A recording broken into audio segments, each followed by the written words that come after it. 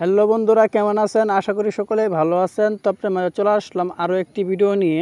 তো আজকের ভিডিওতে আপনাদেরকে দেখাবো আপনার ইমো নাম্বার কীভাবে আপনি লুকিয়ে রাখবেন এবং কি হাইড করে রাখবেন।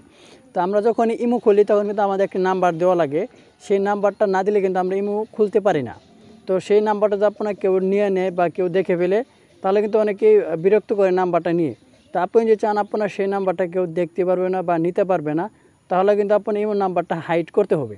তো কীভাবে সেই ইমো নাম্বারটা হাইড করতে হয়, কীভাবে লুকিয়ে রাখতে হয়, আমরা কিন্তু অনেকেই জানি না।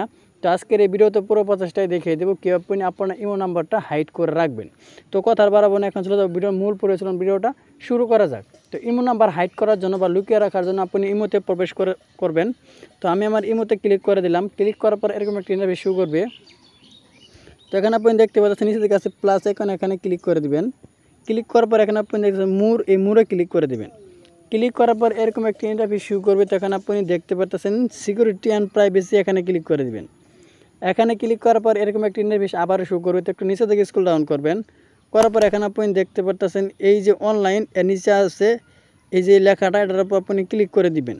ক্লিক করার পর কিন্তু এরকম একটি ইন্টারফেস আবারও শুরু করবে। তো এখানে আপনি দেখতে পাচ্ছেন আপনাদের ক্ষেত্রে এভরিওয়ান থাকতে পারে বা মাই কন্ট্যাক্ট থাকতে পারে। আপনি যেটি থাক, আপনি নিচে দেখে দেখছেন নোবডি, এটাকে আপনি ক্লিক করে দেবেন। নোবডিতে ক্লিক করলে কিন্তু আপনার নাম্বারটা একদমই হাইড হয়ে যাবে, আর কেউ নাম্বারটা দেখতেও পারবে না এবং কি নিতেও পারবে না।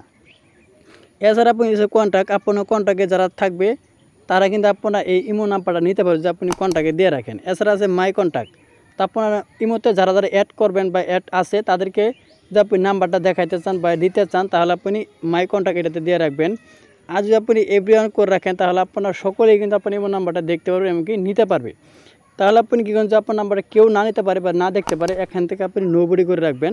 তাহলে কিন্তু আপনার নাম্বারটা কেউই দেখতে পারবে না। তো এই ছিল মূলত আজকের ভিডিও মনে ক্লিয়ারলি বুঝতে পারছেন কীভাবে ইমো নাম্বার লুকিয়ে রাখতে হয়। তো ভিডিও যদি ভালো লাগে অবশ্যই একটি লাইক করবেন, আর প্লিজ এরকম ইন্টারেস্টিং ভিডিও পেতে চ্যানেলটি সাবস্ক্রাইব করে আমাদের সাথে থাকবেন। তো সবাই ভালো থাকুন, সুস্থ থাকুন, খোদা হাফেজ।